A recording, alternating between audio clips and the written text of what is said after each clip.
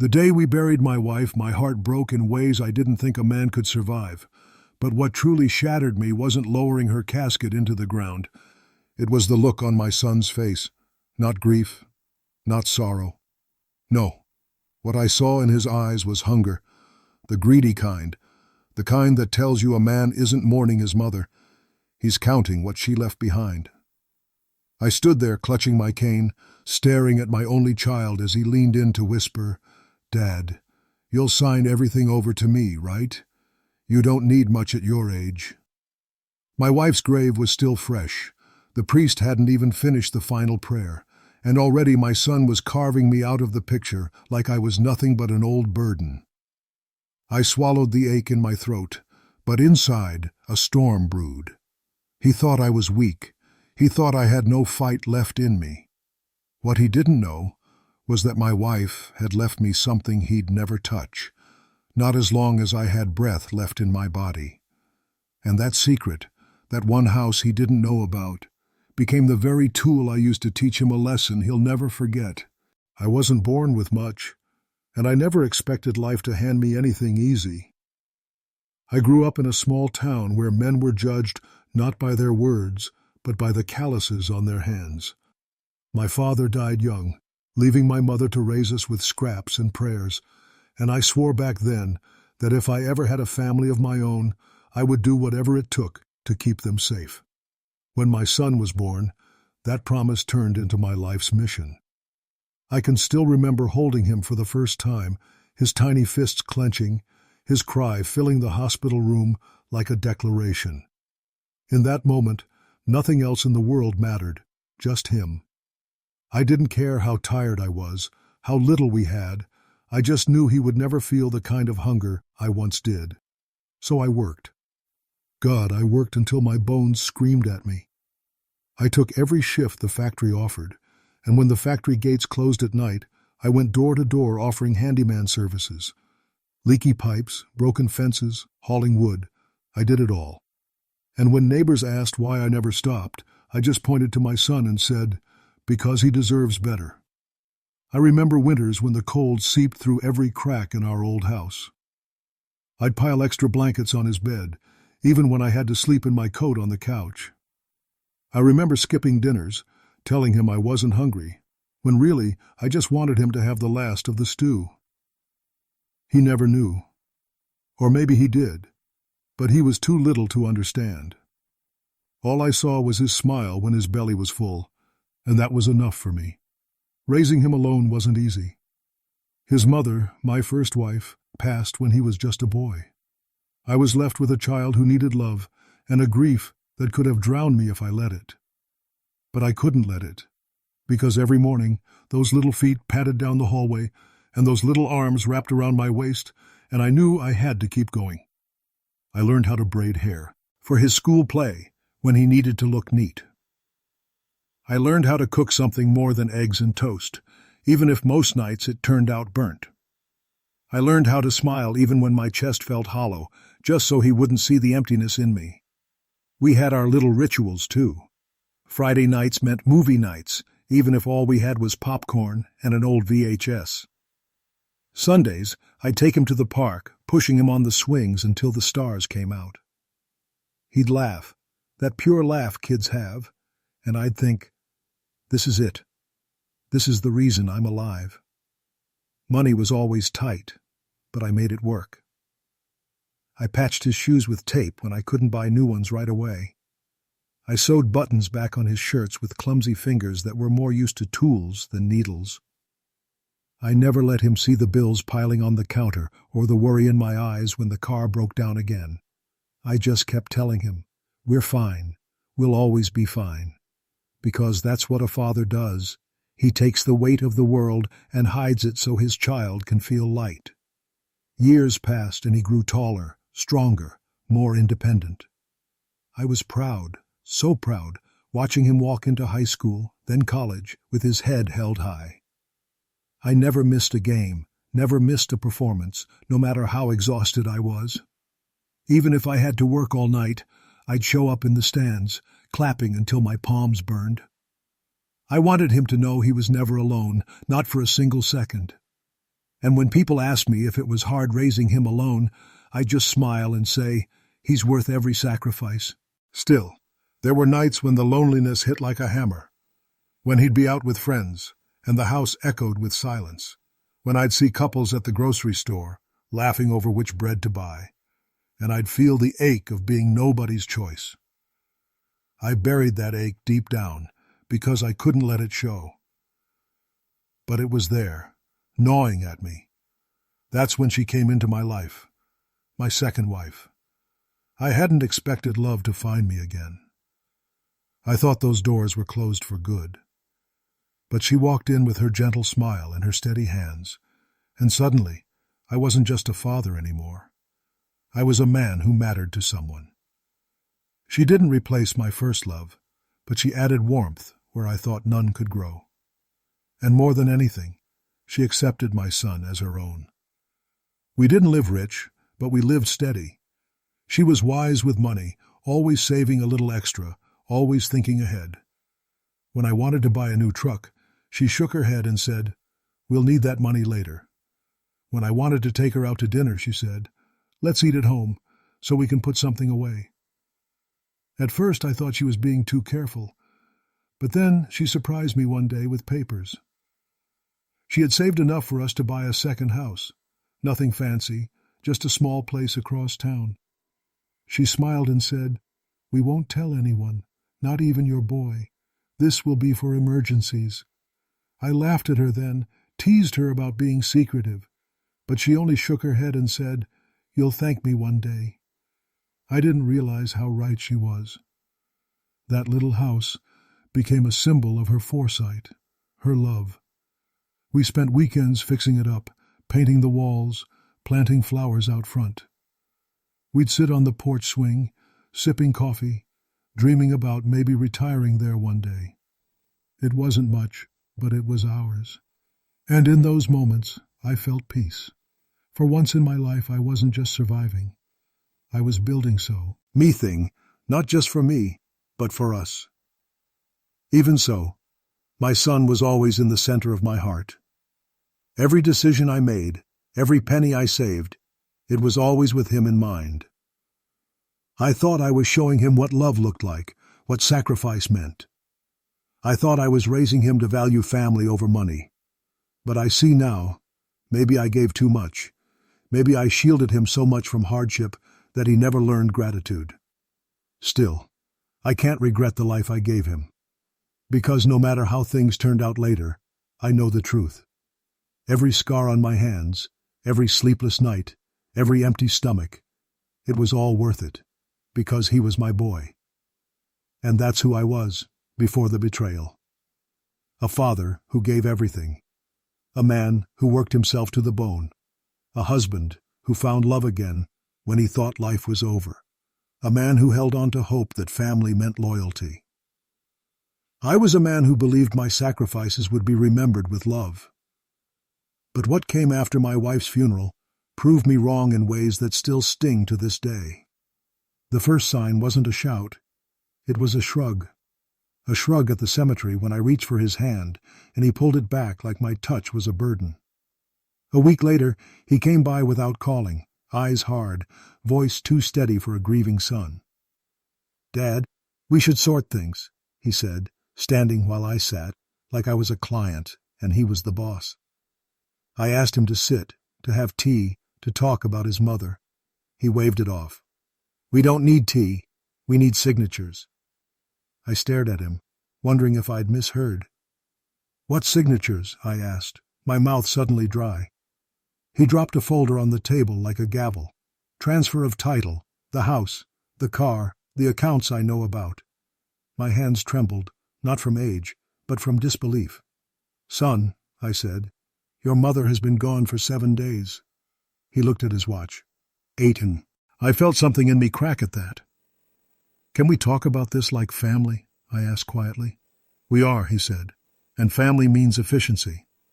His words didn't sound like him. They sounded like someone who'd practiced them in a mirror. I opened the folder and saw lines where my name was supposed to disappear. "Why now?" I whispered. "Because you're old," he said flatly, "and you don't need this stuff." He didn't hear the way the room went silent. He didn't see the way my heart fell into my shoes. All he saw were assets, not the home where he learned to walk, not the kitchen where we laughed. Your mother would have wanted me to be comfortable, I tried. She'd want me to be secure, he corrected. It's time you let go. The word let go didn't sound like mercy. It sounded like eviction. I'm not letting go of my life, I said, voice shaking. He smirked. It's not your life anymore. It's maintenance. I felt the insult land like a slap. He didn't flinch. 2 days later, he brought his wife. She didn't hug me. She didn't even remove her sunglasses inside. Hi, she said, the word thin as paper. He opened the folder again, and this time the documents were tabbed with sticky notes. Sign here, here, and here, he said, tapping briskly. I pushed the papers back to him. I'm not ready. His wife laughed a little, like I'd told a joke.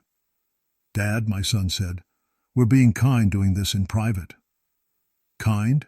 I repeated, feeling heat crawl up my neck. He leaned closer. We could do it through the court. Court? I asked, hearing my voice echo like I was down a well. He shrugged. You're not competent to manage a property alone. It's common. Common, I said, tasting the word like something bitter. Don't make this hard, his wife added, checking her phone. I buried my wife last week, I said. This is hard. My son's jaw tightened. You think this is easy for me? I looked at him and saw not my boy, but a stranger wearing his face. I think you want the house, I said softly. He exhaled. I want what's logical. And where do I live? I asked. With us for a while, his wife answered quickly. We'll find you a place. A place, I repeated. A place for an old dog. Don't be dramatic, my son said. This is adulting. He started showing up unannounced after that. Wandering through rooms, opening drawers, stacking bills like an auditor. He took pictures of the appliances. He measured the living room with a tape measure, clicking the metal back and forth. What are you doing? I asked, trying to smile. Listing prep, he said. We can get top dollar in this market. I steadied myself against the counter. This isn't just a market, I said. This is my life. He didn't stop measuring. Stop calling it that, he muttered. It's a house. I watched him erase our history one measurement at a time. Then came the bank. He called and asked me to come just to sign a routine update. I went because I still believed we could talk. He had already spoken to a manager. They brought out a form I'd never seen before, and the manager looked at me with pity. It will help your son manage your finances, she explained gently. I didn't ask for that, I said, confused. My son sighed loudly. Dad, don't embarrass us. Embarrass who? I asked, voice cracking. You, he said. You can't keep up with this stuff. I looked at the manager and saw her eyes flick to him, then back to me. I don't want this, I said. He blew air through his nose, disappointed. On the way home, he didn't speak. He dropped me at the curb and drove off before I reached the door. I stood there with my keys in my hand, feeling smaller than I'd felt since I was a boy. The next morning my internet was shut off. The phone too. I called him from the neighbor's line. Something's wrong with the utilities, I said. He paused. I'll look into it. They stayed off for 3 days. I guess it's time to simplify, he said when he finally came over. Simplify me? I asked. Your lifestyle, he corrected. You don't need all that. I saw the strategy then. Starve me of dignity until I surrendered. I'm your father, I said, barely more than a whisper. You're my responsibility, he snapped, like the word was a chain. He started moving things without asking. He boxed my wife's dresses. He stacked her books in the hallway. He took the photo albums to digitize, he said. I asked him to leave them. They're old, he said. They'll fade. They're all I have, I said. He didn't answer. I found a jewelry box empty one afternoon and sat on the edge of the bed with it in my lap. He said he'd taken the pieces to get appraised. Appraised for what? I asked. To know what we're dealing with, he replied. We? I said. He blinked. Family assets. I felt the humiliation slice me open. I felt like a guest in my own grief. One evening, I heard him on the phone in the kitchen. Yeah, hospice was a few months, he said. He's been slipping. I stood in the doorway, frozen.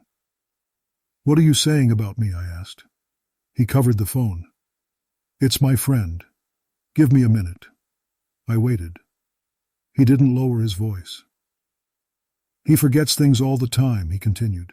It's not safe. I don't forget, I said, heat rushing to my face. He ended the call and stared at me like I was an obstacle. You're making this harder than it has to be, he said. I felt my hands shaking. I changed your diapers, I said. And I'm changing your life, he replied. The cruelty of it took my breath away. He brought a notary to my kitchen on a Tuesday morning. The notary smiled nervo. Us. My son had already placed the documents on the table again. Power of attorney, he said. It's best. Best for who? I asked. For everyone, he said, not blinking. The notary cleared her throat. You don't have to sign anything you don't understand. I understand too well, I said. My son tapped the pen near my knuckles. Dad, sign. I pushed the pen back. He exhaled through his teeth, eyes turning to ice. You're being stubborn, he said. I'm being a person, I replied. He laughed once, short and sharp. A person who's out of time, he muttered. The notary looked at me with quiet apology and packed her book. He didn't walk her out. After that, he stopped pretending to be gentle. He told relatives I was confused. He told neighbors I was struggling to manage basic things. He told his children, my grandchildren, that Grandpa might move to a nice place with nurses. I watched their faces fall, and I swallowed my pride so they wouldn't see me break. Why are you doing this? I asked him that night. Because I'm done cleaning up your mess, he said. What mess? I asked, stunned. The mess of you still living like you matter more than the plan, he said. The plan, I repeated, the word echoing in my empty chest. My family comes first, he said. I am your family, I answered. He turned away. Not like you think. He started bringing strangers through the house. A realtor who called me sir, but only looked at my son when she spoke. A contractor who tapped the walls with a knuckle and said, "We can rip this out." Rip this out, like ripping out memories. I stood by the doorway, invisible in my own home. Dad, don't hover, my son said. You're making people uncomfortable. I live here, I said. For now, he answered. Shame crawled up my spine and lodged behind my eyes. I didn't cry. I wouldn't cry. I made tea with hands that wouldn't keep still. The day he told me to pack a small bag, just in case, I finally understood the whole picture. Just a few essentials, he said, cheerful like a weather report. Essentials for what? I asked. For the transition, he said. What transition? He looked annoyed that I'd asked. Into assisted living, he said, like he was ordering furniture. I sat down slowly because my legs didn't feel like mine. Without me deciding, I managed. You decided by not deciding, he said. My shock hardened into something heavier. My sadness turned into something hotter. Disbelief drained away and left anger in its place, bright and steady. I looked at my son and saw not a rescuer, not even an opportunist. I saw a man who had mistaken my love for permission. He had mistaken my grief for surrender. He had mistaken my age for emptiness. He had mistaken my silence for consent. He said, "This is happening, Dad." And I said, "No." He blinked like the word was foreign. "No," he repeated. "No," I said again, calm for the first time in weeks. He stepped closer, looming the way a boy does when he wants to look like a man. "You don't have a say," he said. I stood up, my back straight, my voice even. "I have more than a say," I told him. "I have a life life you didn't build and can't take. He stared at me, thrown off by the steel in my voice. Don't make me the bad guy, he said, softer now. You already did, I answered. The room felt different after that, clearer, sharper, like a storm had moved on and left the air electric. He gathered his papers, frustrated. I'll be back, he said. I nodded. I know. When the door closed, I pressed my palm to the wood and let the anger settle into something useful. I wasn't shaking anymore. I wasn't begging anymore. I wasn't confused anymore. I was done being humiliated in the house I kept warm. I was done being erased by the boy I raised. I was done mistaking love for weakness. And as the lock clicked and the hallway fell quiet, I felt the first clean breath I'd taken since the funeral. It tasted like resolve. It tasted like fire that doesn't shout. It waits. And it burns exactly where it needs to. I remember the night it finally snapped inside me. The house was too quiet, the kind of silence that presses against your chest until breathing feels like a chore. I sat at the kitchen table with the single lamp on, the yellow glow spilling over bills, photographs, and an untouched cup of coffee that had gone cold hours ago. My wife's photo sat beside me, her smile frozen in time, her eyes reminding me of everything I had lost. For weeks, I had tried to carry myself with dignity, telling myself that my son's greed, his cruelty, was just grief talking. But grief doesn't explain stealing from your own father. Grief doesn't excuse looking a man in the eye, a man who raised you, and telling him he's nothing. I could still hear his voice echoing in my ears from the last argument. Dad, you don't need 2 houses. You can barely keep up with one. Just sign it over. I'll handle everything. His tone wasn't pleading, it was demanding, cold, entitled. And when I told him I wasn't ready to part with it, the look he gave me cut deeper than any blade. That mix of disgust and impatience, as though I was standing in the way of his prize. My own son.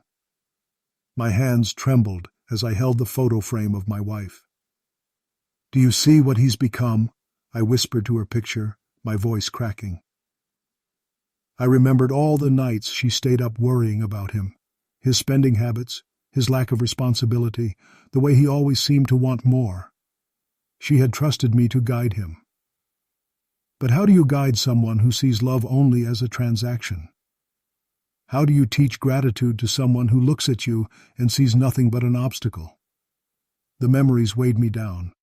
The scraped knees I patched when he was a boy. The nights I worked overtime so he could have a better school. The Christmas mornings I went without gifts so he could have everything on his list. And now, this. All of it thrown back in my face like trash. I pushed the chair back with such force it screeched across the floor. I paced the kitchen, every step heavy, my fists clenching tighter and tighter. Anger roared in my chest, but beneath it was something worse, clarity. I finally saw the truth I had been avoiding. My son didn't respect me. He didn't love me, not the way a son should love a father. He loved what I could give him. And the moment I stopped giving, I became useless to him. I leaned against the counter, my breath ragged, staring at the dark window where my own reflection glared back at me. That wasn't the face of a broken old man anymore. That was the face of someone who had endured enough. Enough, I said out loud, my voice low but firm. The word echoed in the kitchen, final, sharp. I thought about the second house, the one my wife had left in my name alone. He didn't know I still had the papers hidden. He didn't know that while he was scheming, I was watching. He thought he had beaten me, stripped me down to nothing but loneliness and grief. But he was wrong, dead wrong. I ran a hand over my face, tears hot in my eyes, but the sadness was burning away, replaced with something stronger. I had bent, I had broken, I had pleaded for his love, his respect. But now I was done being the fool. I would not hand over my wife's last gift. I would not let my own flesh and blood turn me into a beggar in my final years. If he wanted to play cruel, I would play smarter. The decision settled in me like steel. I sat back down at the table, pulled out a notepad, and began to write. Not a will, not a letter, but a plan. Every word I wrote steadied my heart. Every line was a promise to myself and to my wife's memory. I would protect what was ours. I would not crumble. And most importantly, I would teach my son the lesson life had failed to teach him, that greed has a price, that betrayal comes with consequences, that a father's silence is not weakness, it is warning. I gripped the pen tighter, the vow forming on my lips. No more begging, no more silence. You wanted to take everything from me? Fine. I'll show you what happens when you underestimate me. The anger cooled, hardening into resolve. For the first time since the funeral, I felt alive. Alive with purpose. Alive with fire. My son thought I was just an old man holding on to scraps of the past, but he had no idea what storm was coming his way, and I would make sure he never forgot it, not for the rest of his life, because from this moment on, the game had changed, and I wasn't playing by his rules anymore. Plans don't always start with a map. Sometimes they start with a breath. I took one, slow, steady, and let my anger cool into something I could fold and put in my pocket. I told myself, patience first, moves later. I needed him to think he had already won, so I practiced being small. I let my hands tremble when he watched. I fumbled with a pen when he brought one. I nodded and said, "We'll see," like a man drifting.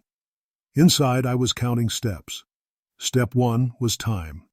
I had to buy it without him noticing. So I agreed to consider things. I asked him for explanations I already understood. I asked for a few days to think. Every day I bought was a brick I laid. Step 2 was paper. I pulled out the old metal lockbox from the hall closet. Inside were deeds, marriage certificates, tax returns, letters. My wife left me with little notes in the margins. I spread them out like a deck of cards and learned them by heart. I found the second house deed, the one in my name alone, and slid it into a fresh manila folder. I taped the edges shut. I wrote nothing on the outside. I hid it where he would never think to look, inside a Bible no one but me ever opened. Step 3 was locks. At dawn, before he woke, I drove to the second house. The streets were still wet with last night's rain. I changed the deadbolts with the same old drill that built his crib. I tested each key twice. I installed a simple camera over the porch, quiet as a secret. I set up motion lights that only I knew how to silence. Step 4 was light and water. I called the utility companies from a payphone at the bus station. I transferred service to the second house with a voice that sounded calm and tired. I paid a month ahead in cash. I kept the receipts flat and warm against my chest as I walked home. Step 5 was mail. I rented a small P.O. box at the post office downtown. I filled out a forwarding slip for my personal correspondence. I left his name off it on purpose. I smiled at the clerk and asked for a spare key. She winked and said, "Don't lose it." I didn't. Step 6 was a witness. I called Ben Carter, an old friend who used to help me fix roofs on Sundays. He now worked part-time with a legal aid clinic at the church. We met in the back pew after evening service, where the echoes kept our voices soft. I told him enough to make his brow harden. He said, "You're not alone, old man." He gave me a card with his cell written twice. He told me which words mattered and which didn't. He told me what not to sign. He told me the difference between a promise and a trap. Step 7 was a doctor. Not the kind who hands out pills, the kind who writes letters. I booked a morning appointment under the reason annual check. I wore my best shirt and looked him in the eye. I aced every memory question they gave me. I told the doctor quietly that I needed a note stating I was competent to manage my affairs. He looked at me for a long time and said, "I believe you are." He printed it. He signed it. I slid it into the manila folder with the deed. Step 8 was the bank. I went without my son. I asked for a manager with the same politeness I taught my boy at the age of 5. We sat in her glass office, and I told her there would be no changes to my accounts without me. and only me in the room. She nodded and put a note on my profile in red. Password phrase? She asked. I chose a sentence my wife said to say when money was tight, "We stretch and we survive." I memorized the cadence, the comma. I walked out lighter. Step 9 was memory. I opened an old flip phone from the junk drawer and charged it overnight. I set it to record whenever my son visited. I didn't provoke him. I didn't argue. I let his words sit in the air and find their own shame. He spoke freely when he thought I was too tired to remember. He told me what he would take. He told me what I didn't deserve. The phone heard everything. Step 10 was witnesses again, but this time accidental. I invited my neighbor, Mr. Patel, for tea on days my son liked to drop by. We sat with the kitchen window open, so voices drifted to the porch. Mr. Patel listened without looking like he was listening. He left each time with a quiet nod and a full thermos. Step 11 was clutter. I made a mess on purpose. I left a pile of worthless papers on the coffee table, expired warranties, grocery lists, old repair invoices. In the middle, I slid a photocopy of the primary house deed with a blank sticky tab on it, like a lure. I kept the real things in the Bible. I wanted him to feel clever. I wanted him to leave happy with the wrong prize. Step 12 was keys. He demanded one. I gave him a key to the shed. I watched him pocket it like a trophy. He didn't test it. He didn't know it opened nothing but the lawnmower. Step 13 was a script. I practiced how to sound tired without sounding lost. I practiced how to ask questions that slowed him down. What does this clause mean? Who pays the closing costs? Is there a penalty? I practiced looking for my glasses for a full minute while he sighed. Every sigh was a minute earned. Every minute was another stitch in the plan. Step 14 was the realtor. She called me sir and called my son dear. I nodded when she talked about staging. I promised to think about it. I asked her if open houses were safe with valuables around. She said, "We can lock things away." I smiled like I didn't care and took note of her schedule anyway. Step 15 was the county recorder. I walked the marble hall with my cane hitting the floor like a metronome. I asked for a copy of my second house deed stamped and certified. The clerk, Maria, looked at me over her glasses. She asked if I wanted a copy mailed too. I said no and folded it carefully into my jacket. On the way out, she said, "Be well." I said, "I will." It felt like a promise. Step 16 was the lawyer, Ben again, this time with his boss. We sat at a wooden table that smelled like polish and patience. We drafted a simple living trust for the second house with a spendthrift clause from hell, not to punish, just to protect. We named contingencies. We named guardians of the trust. We named my son nowhere near it. We left a letter of wishes in my wife's handwriting taped to the back with the date she chose it. I initialed every page. They watched me sign with a steady hand. Step 17 was the charity. My wife loved the library. We set up a bequest in her name that would only trigger if anyone tried to contest the trust. If they pushed, the books won. I smiled at the thought of her name on a small brass plaque. I imagined kids tracing the letters with their fingers. That was a future I could live with. Step 18 was silence. I stopped defending myself. I stopped explaining what family should mean. Every time he prodded, I gave him air. He mistook the quiet for surrender. He leaned in further, and every lean exposed more of him. Step 19 was a calendar. I circled dates that mattered. The banknote due dates he bragged about. The kid's school fundraiser, his anniversary. People who build their image don't like cracks on public days. Pressure them then, and they slip. I didn't want spectacle. I wanted truth to arrive in daylight. Step 20 was the house itself, the first one, the one he wanted to sell. I let him bring in the photographer. I moved the photo of my wife to the second house the night before. I packed her jewelry into a shoebox and tucked it beneath the spare tire in my trunk. I left the house looking bare enough to tempt, familiar enough to sell. He smiled like a fox. I smiled like a fence. Step 21 was a letter to myself.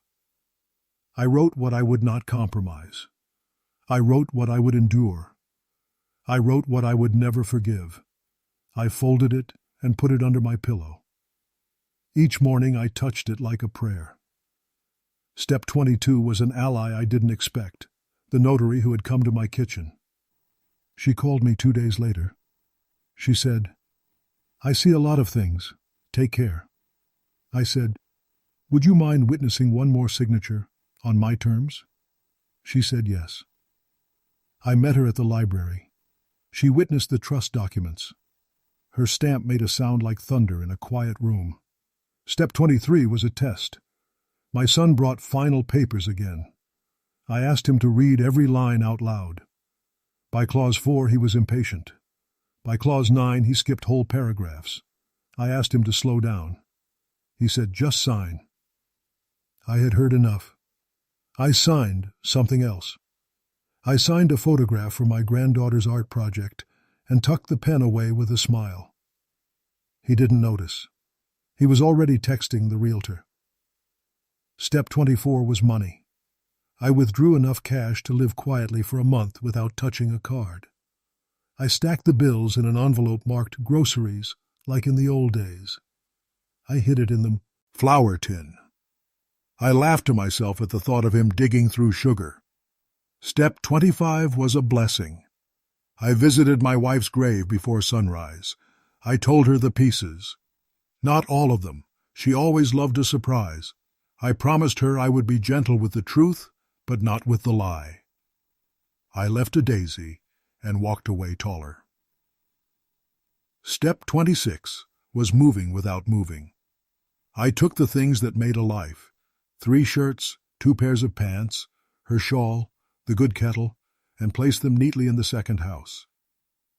I left the first house staged for the camera: empty drawers, empty frames, empty smell.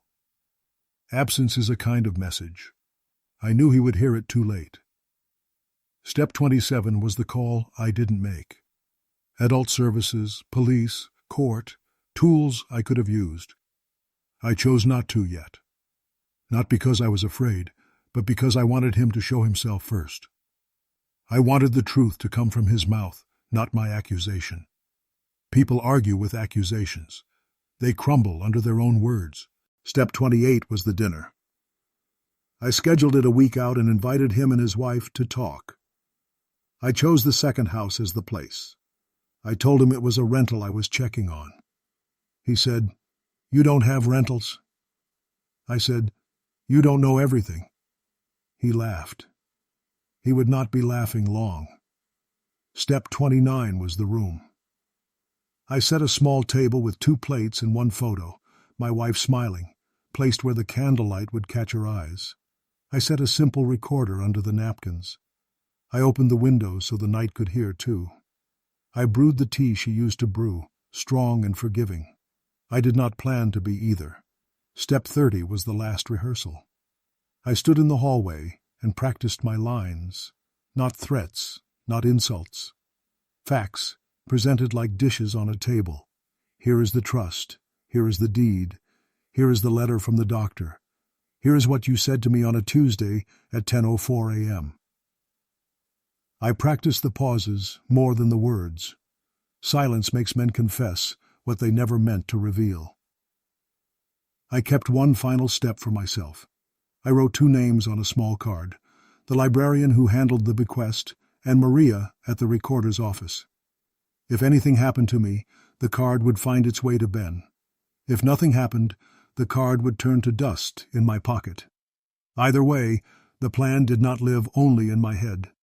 I fed his assumptions every day. I let him believe the primary house was the crown. I let him believe I feared the word court. I let him believe I was shrinking. I let him believe there was nothing left to surprise him. There was one more thing he didn't know. While he practiced his victory smile, I practiced letting go of the first house in my heart. I kissed those walls goodbye in silence. I thanked the floorboards for carrying us through storms. I told the kitchen it had done enough. Then I walked out with dignity he could never repossess. By the time he returned with a fresh stack of demands, the plan was no longer an idea. It was a path I had already walked. When he asked, "Are you finally ready to sign?" I said, "I'm ready." He thought those words meant surrender. He didn't notice the steadiness in my voice. He didn't notice the way my hands didn't shake. He didn't notice the tide had turned, and he was standing on wet sand. What was I really planning? Not chaos, not cruelty. I was planning a lesson that would teach itself. I was planning a mirror he could not look away from. I was planning a moment where greed walks into a room and finds itself alone. I tucked the manila folder under my arm and locked the second house behind me. The key was warm in my palm, like a pulse. I felt my wife walking beside me on that dark porch. "Stretch and survive," I whispered. She answered in the wind that rattled the chimes. "And make it mean something." On the night before the dinner, I slept for the first time in weeks. Not because I was safe, but because I was sure. I had turned grief into gears. I had turned love into locks.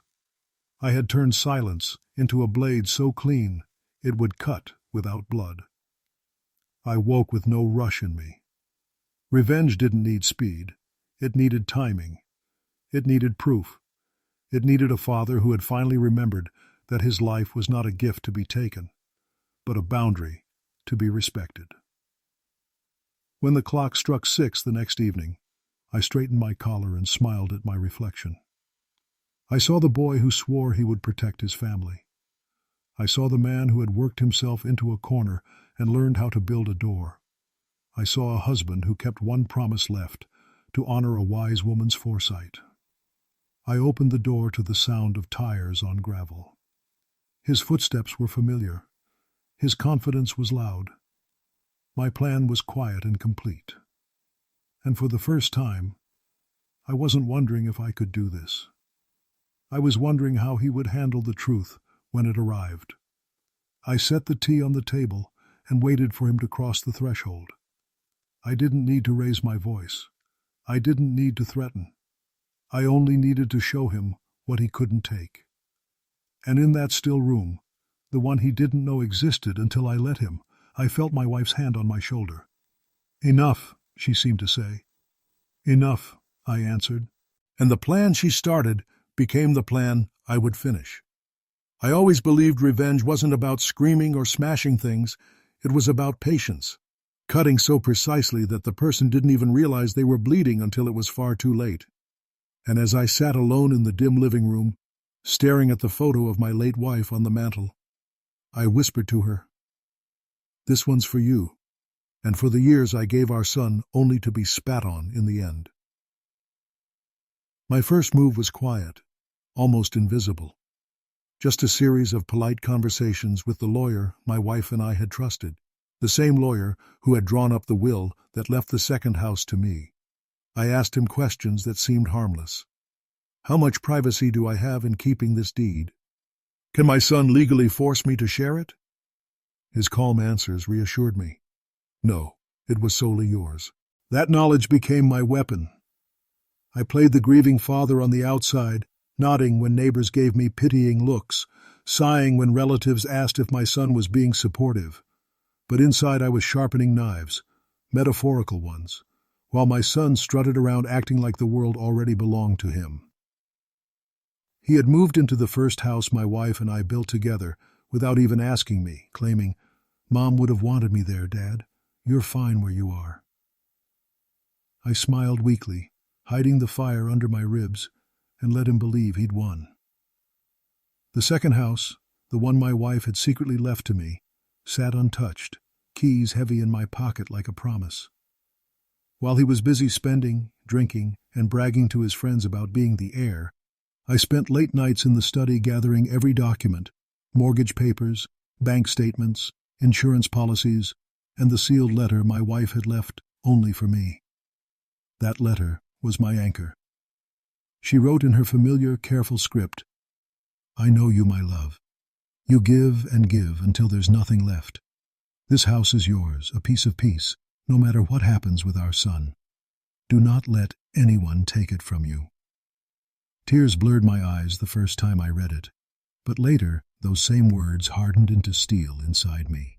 I began my subtle maneuvers. Step 1. I contacted the tenants agency quietly and arranged for the second house to be rented out to a respectable family who paid directly into my private account. My son had no clue the house was even active, let alone generating income. Step 2. I befriended the very people my son dismissed, our old neighbors, some of my late wife's distant cousins, even his old teachers who remembered him as a spoiled boy.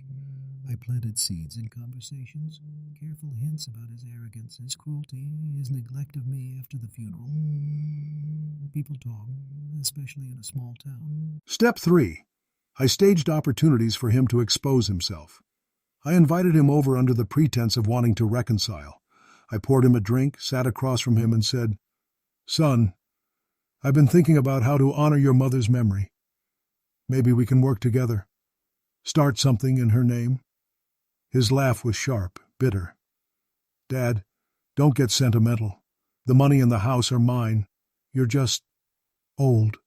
Retire, stay quiet, and let me handle things."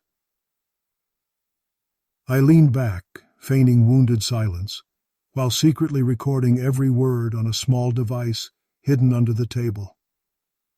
That was step 4. Now I had proof, not only of his greed, but of his blatant disrespect. But revenge isn't just about proof, it's about timing. So I waited. I let him boast to his friends at bars, let him post pictures online pretending to be the man of the house. I let him flaunt what he thought was his inheritance, while debt quietly crept up behind him. Because what he didn't know was that I had deliberately stopped covering his credit mistakes. The bills came, the collectors called, and slowly his carefully curated image began to crack. That's when I struck the loudest blow. At the annual community dinner, an event my wife used to host with pride, I stood up, glass in hand, my voice calm but strong. "I want to honor my late wife tonight," I began, eyes scanning the crowd, "by sharing something she left behind." My son smirked from across the table, probably thinking I was about to announce that everything was his. Instead, I pulled out the sealed letter she'd written me and read it aloud. Gasps filled the room as her words echoed, "This house is yours, my love, no matter what happens with our son." I saw his face drain of color.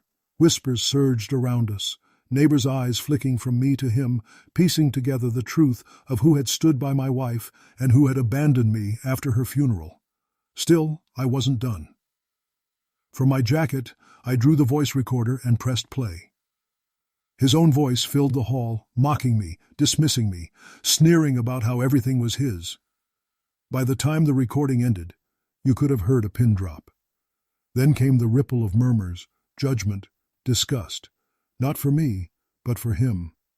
He leapt to his feet, shouting, "You manipulated this. He's lying." But no one believed him. I just raised my glass and said softly, "A son who dishonors his father dishonors his mother's memory too." That line cut deeper than any blade. He stormed out, elated, and I knew the whispers would follow him everywhere, from the grocery store to the workplace. But I had one last twist reserved. Weeks later, when he came banging on my door, begging, "Dad, please help me out. I'm drowning in debt." I opened the door just enough for him to see my eyes. "Your mother left me the second house," I said calmly, "and I will never use it to bail out a man who abandoned me at her funeral." The door clicked shut. Behind it I leaned against the wood, heart pounding, but for the first time in years I felt powerful. Revenge wasn't about shouting, it was about silence, precision, and patience. And my silence had destroyed him more than any scream ever could. I remember sitting in that quiet house, the one my wife had left me in secret, and for the first time in what felt like years, I truly breathed. The chaos had ended. The shouting, the manipulation, the greedy hands reaching for what was never theirs. It was all gone. The silence didn't feel heavy anymore. It felt earned. For months I had carried around the weight of betrayal, the sting of my own son's greed, and the constant ache of loneliness after burying the only woman who had ever stood beside me. Now, in the aftermath of everything, I found myself strangely at peace. I had not lashed out in fury. I had not destroyed myself with grief. I had chosen patience, secrecy, and quiet strength. And in doing so, I had preserved the one thing that mattered most, my dignity. I would be lying if I said it didn't hurt. It still stung when I thought about how my own flesh and blood could look me in the eyes and see only a wallet, a property deed, a signature on a check. I had raised him with trembling hands, given him nights of my labor, years of sacrifice, and more love than I thought I had to give. But people reveal who they truly are when temptation is placed before them. My son revealed greed. My wife, even in death, revealed love. And I revealed strength I didn't know I had. I stood by the window of that second house, watching the world pass by, and I realized I didn't need him anymore. I didn't need his hollow apologies, his empty promises, or his fake smiles. I didn't even need his approval, something I had craved for so long. All I needed was the memory of the woman who had believed in me until her last breath, and the knowledge that I had finally stood up for myself, even if it meant standing alone. When the dust settled, the community whispered about what had happened. My son's reputation suffered, his friends turned their backs on him, and those who once praised him began to see the truth.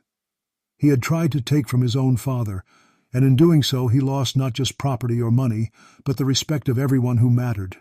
Meanwhile, I became known not as the old widower who lived in shadows, but as the man who quietly, patiently, reminded everyone that betrayal always finds its way back to the betrayer.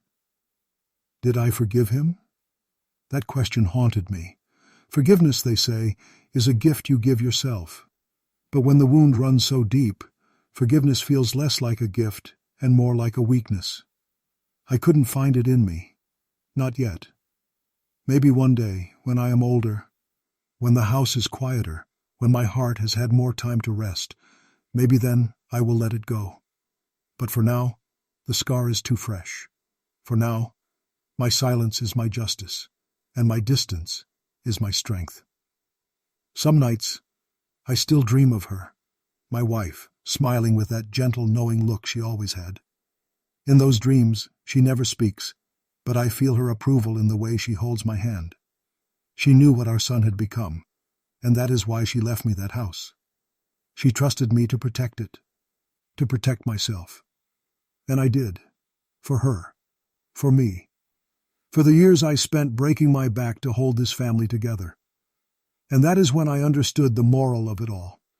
Sometimes the people closest to you can be the ones to wound you deepest. And sometimes the revenge you choose is not loud or violent. It is quiet. It is patient. It is the act of living well despite them. My revenge was not in destroying my son's life, but in refusing to let him destroy mine. I look back now, and I see the path I took, the sacrifices, the betrayals, the breaking point, the plan, the revenge. Every step was painful, but every step was necessary. And now I walk lighter, carrying not bitterness, but wisdom. The lesson? Guard your peace. Protect your dignity, and never let betrayal define you. The ones who betray you will eventually reveal themselves, and when they do, your silence, your patience, and your strength will be the loudest answer. So I sit in this house, the house that was hidden, the house that became my sanctuary, and I know I am not broken. I am rebuilt. My son may have lost me, but I did not lose myself, and in the end, that is the greatest victory of all.